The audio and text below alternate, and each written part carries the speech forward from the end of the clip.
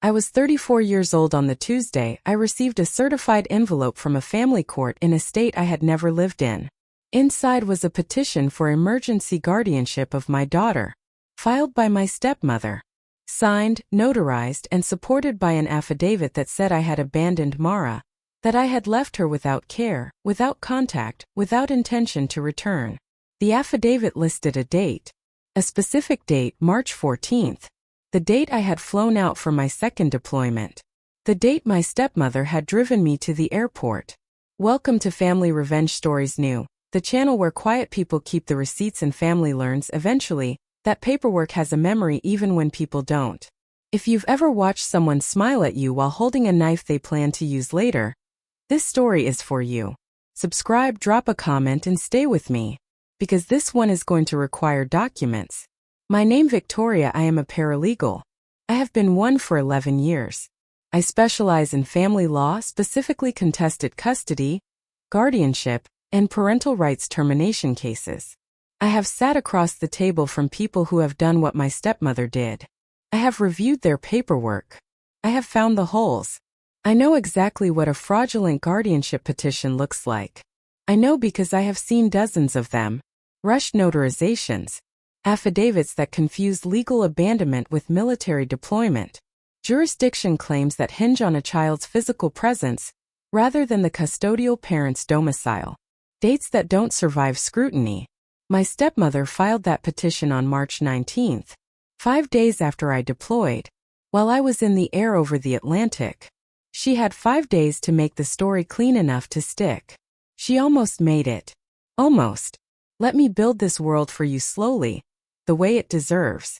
My father remarried when I was 9. Her name was Diane. She came with 2 sons from a previous marriage, Owen, who was 3 years older than me, and Brett, who was my age, and an absolute certainty that the household she was entering was one she would eventually run. She was not wrong. My mother had died when I was 6. There was no competing architecture. My father, who loved me fiercely in the way men sometimes do when they don't know how to parent, simply handed her the keys. I grew up understanding that I was a prior claim, a legacy item, the thing in the house that predated the renovation. I showed up anyway. I helped. I did not make trouble. I absorbed 1,000 small erasures, birthdays that became about the boys' schedules, holidays organized around Diane's family, my father's attention rationed through her approval, and I told myself that this was just how blended families worked. That love came in irregular distributions. That I was not owed an accounting. I was a child. I didn't know I was running a deficit. I enlisted at 20. Military police. 4 years, then out, then a paralegal certificate, then a firm that handled exactly the cases I understood from the inside. I got married at 26 to a man named Daniel who was kind and patient, and understood that I came with an accounting system built into my bones. We had Mara 2 years later. She arrived small and certain, with my father's eyes and my mother's name, Mara Louise, for the grandmother she would never meet. When Daniel died, a car accident Winter Road 3 years ago, my world did the math without my permission. I was a 31-year-old widow with a 20-month-old daughter, and a job that required me to understand professionally every way a family can dismantle itself. I rejoined the reserve 6 months later. Not because I wanted to leave. Because the death benefit had limits and Mara's future didn't. Diane offered to help. She said it at Daniel's funeral, standing next to my father in a black dress she'd bought the week before. I know because she mentioned the store. She said, "Mara needs a grandmother. Let me be that. Whatever you need." I said thank you. I meant it. Over the next 3 years, Diane watched Mara on weekends when I had reserve duty. Owen and Brett, now in their mid-30s and both living within 20 minutes of my father's house, occasionally helped with pickup and drop-off. They were present in the way people are present when they are building toward something. I did not see it then. My father saw less of us than I would have liked. He had a mild stroke in the 2nd year of my widowhood. His world got smaller, quieter. He became the version of himself that sat in the good chair and watched television and loved people through proximity rather than action. When I visited, he squeezed my hand. He was the person in this family who knew what I was worth. I know that now because of what he left me. My deployment orders came in February. Standard call-up, 7 months, non-combat support. I had a care plan for Mara documented, notarized, filed with my unit's family readiness coordinator. Diane would care for Mara in my home. I had a notarized power of attorney for medical decisions and school authorization. It was limited, temporary, and carefully worded. I know how to word things. It is my job. I left on March 14th. Diane drove me. She hugged me at the curb. She said, "Don't worry about Mara. She's ours." I remember that sentence because it was the wrong word. Ours. Not yours, not mine, not safe. Ours. I was on a transport over the Atlantic before the word fully landed. On March 19th, 5 days after I left, Diane filed an emergency petition for guardianship of Mara in the county where my father's house was located, not the county where Mara and I lived. The petition alleged that I had abandoned my daughter, that I had left without making adequate care arrangements, that Mara's welfare required immediate court intervention. The supporting affidavit was signed by Diane, by Owen, and by Brett. It described March 14th as the last day anyone had contact with me. It did not mention that I was deployed. It did not mention the power of attorney. It described me as having relocated and ceased contact. The word military appeared nowhere in the document. This is the part where I need you to understand something.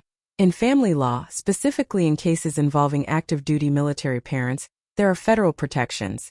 The Service Members Civil Relief Act. Specific procedural requirements before any custody or guardianship action can proceed against a deployed parent. Requirements that the opposing party is legally obligated to investigate before filing. Diane had signed a sworn affidavit that did not mention my military service. Either she didn't know about the law, which would make her negligent, or she knew and filed anyway, which would make her something else. She knew. I know because the power of attorney I had filed with her, the one she signed as the receiving party on March 13th, the day before I left, identified me by my military rank. Staff Sergeant. Right there in the header. I found out about the petition through my unit's JAG office. My family readiness coordinator had received a copy of the filing, standard notification for deployed members, and flagged it immediately. The JAG officer who called me had been doing this for 8 years. Her voice, when she told me what had been filed, was the voice of someone who had learned not to react. I recognized the voice. I use it too. I said, "Send me the documents." I read them 3 times. I saved every page to a cloud folder I labeled March 14th. Then I called my attorney. Not a colleague, my personal attorney. A woman named Sandra who handles exactly this species of case. And I said 6 words. They filed. I have everything. Go.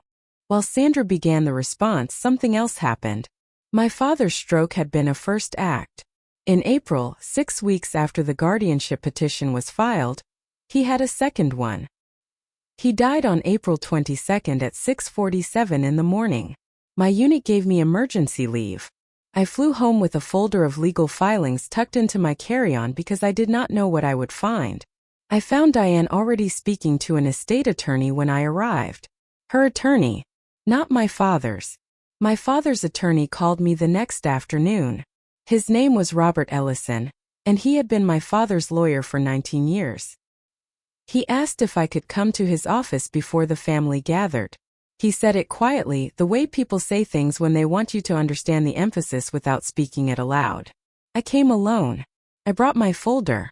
I sat across from Robert Ellison in a room that smelled like old paper and central air, and he slid a document across the table. A trust. Established 14 years earlier, 2 years after my father married Diane. Modified 11 months ago, after his first stroke. The trust named me as the sole beneficiary of his personal estate, his life insurance policy, and the house I had grown up in. The house that Diane was currently living in. The modification made 11 months ago had added 1 clause. It read, "In the event of any legal action by any party seeking to limit, restrict, or transfer the custodial or parental rights of my daughter, all distribution shall be accelerated and immediate, and no family member shall receive any consideration." My father had known. He had known and he had said nothing, and he had spent 11 months quietly moving his pieces. Robert Ellison let me read it twice. Then he said, "There is also a letter. He asked that you read it privately before anyone else sees it." The envelope had my name on it in my father's handwriting.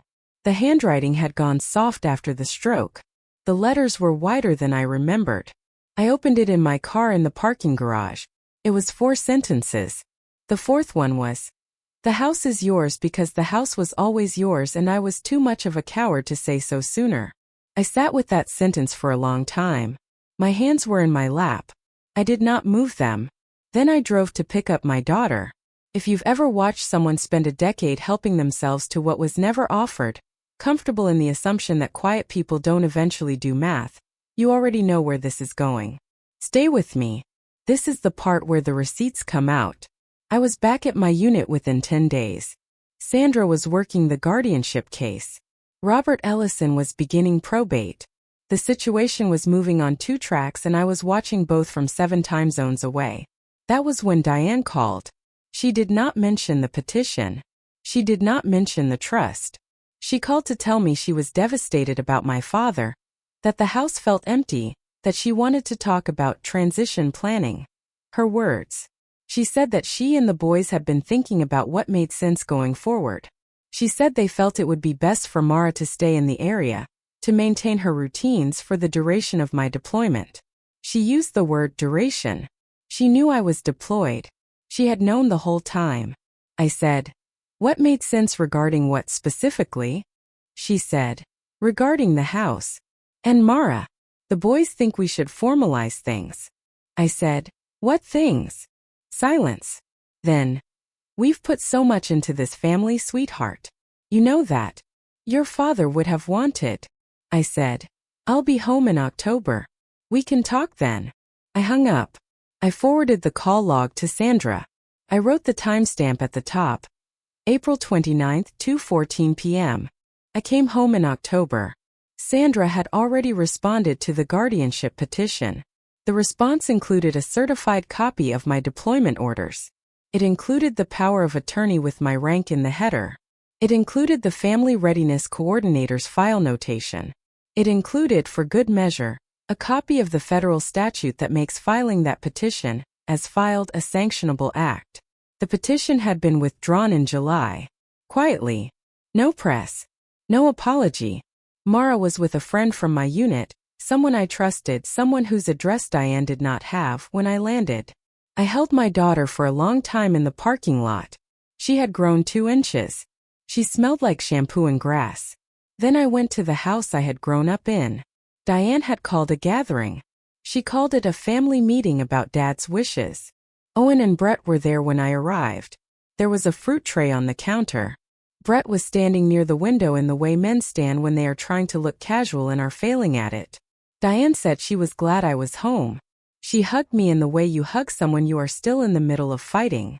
I sat down. I put my folder on the table. Owen said he was glad we could all do this together. He said there had been some confusion about what their father, he said there, had wanted, and that they'd had an attorney review things, and that they felt the trust, as written, might not reflect his intentions during his full capacity. He used the phrase full capacity. I looked at him. He said, "Dad had 2 strokes. We just want to make sure the document holds up." I said, "Which document are you contesting?" He said, "The modification. The one he made 11 months ago." I said, "Do you know what the modification said?" He said they'd had a chance to review it, yes. I said, "Read it back to me." Silence. I opened my folder. I slid the trust across the table. I said, "The modification is on page 4. Take a moment." Brett said this was getting adversarial. Diane put her hand over her mouth. I said, "I haven't raised my voice. Has anyone raised their voice?" No one had. I said, "I'd like to continue." I placed the second document on the table. Robert Ellison's certification of the trust's validity, signed by the supervising physician who had evaluated my father's cognition at the time of the modification, specifically because my father had anticipated this challenge and had requested the evaluation proactively. My father had a folder of his own. He'd had one for 11 months. I said. The evaluation is dated November 3rd. The modification is dated November 5th. Owen said it wasn't about the evaluation. He said it was about intent. He said he didn't know about the petition when he made the modification.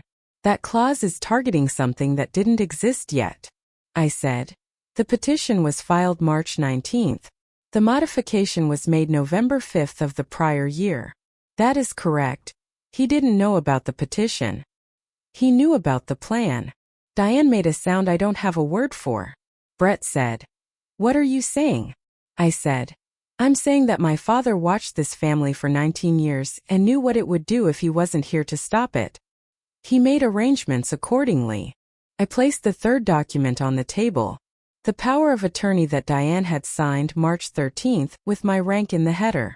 I placed it next to a printed copy of the guardianship petition's affidavit, the one that said I had ceased contact and abandoned Mara. I placed them side by side. I said, this document identifies me as Staff Sergeant. This affidavit was signed 4 days later and does not mention my military service. You signed both of these. Diane said she hadn't understood what the header meant. I said, you've signed 3 of my powers of attorney over 3 years. Each one has the same header. Owen started to speak. I said, I'm not finished. I placed the 4th document on the table, a printout of a federal statute. I said, this is the Service Members Civil Relief Act.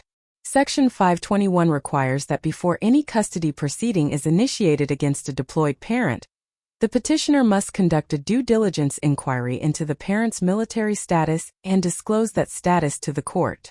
Failure to do so is sanctionable. Your attorney is aware of this. That is why the petition was withdrawn in July without a hearing. Brett said they'd had bad advice. He said they were just trying to protect Mara. I said, from what? No one answered. I said, she was in a notarized care arrangement. She was enrolled in her school. She had a pediatrician with authorization on file. She was not at risk. You filed an emergency petition on March 19th. You know what else happened on March 19th? I placed a photograph on the table. A time-stamped photo from Owen's own Instagram account. A family dinner, March 19th, 7:32 p.m. Owen, Brett, Diane, my father. Smiling. Glasses raised. The same day the petition was filed. Hours after. I said, I saved this in March. The timestamp is not editable after the fact. The table was quiet. Diane said, your father loved you. We all love you. I said, I know my father loved me. He told me in writing. I took out the letter. I did not read the whole thing. I read the 4th sentence. The house is yours because the house was always yours and I was too much of a coward to say so sooner. I folded the letter. I put it back in my folder. I looked at the room. Owen was looking at the table. Brett was looking at the window again. Diane was crying in the way people cry when they have lost a negotiation and have reframed it as grief. There was one other person in the room. My father's sister, Aunt Carol, who had been invited by Diane, presumably as a character witness. She had not spoken. She had watched. She looked at me and said quietly, I'm sorry, sweetheart. I should have called you. I said, yes. I did not say anything else about it. She was the only person in that room who had a conscience and she had already lived with its consequences longer than I had. Picked up my folder. I said, Sandra will be in touch with Robert regarding the probate timeline. Diane, you'll receive a letter about the house by end of next week. I'd like vacant possession by the end of the month, but I'm willing to discuss a 60-day extension if you need it. I walked to the door. I stopped.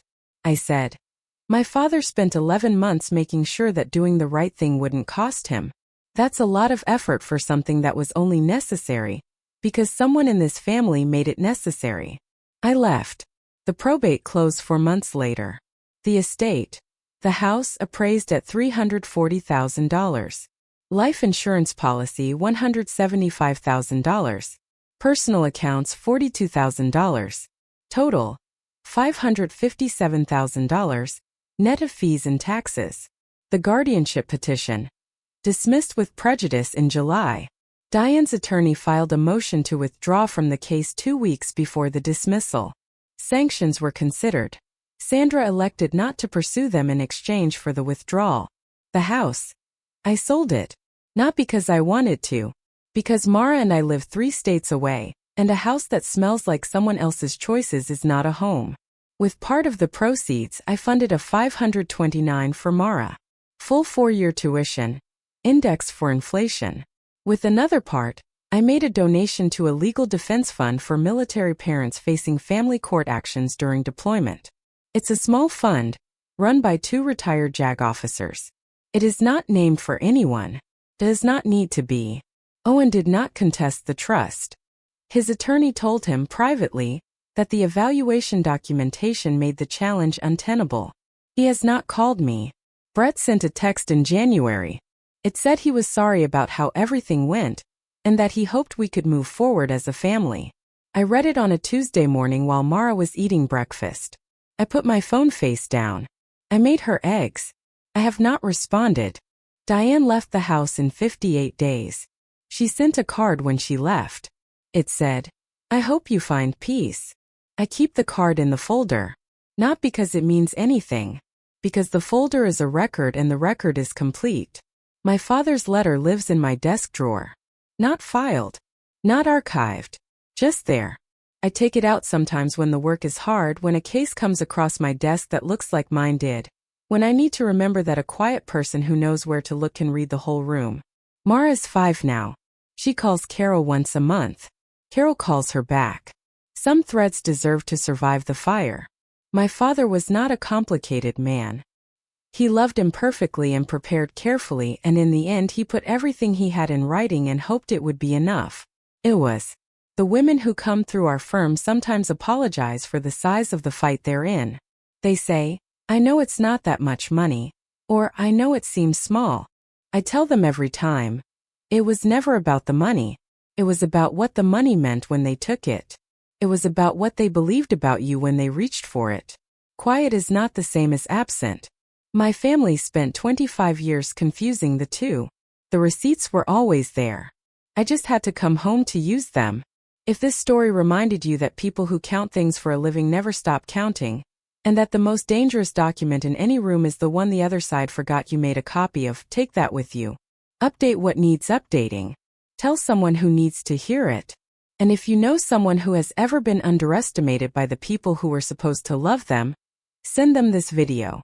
Drop a comment, hit subscribe, and I'll see you in the next one.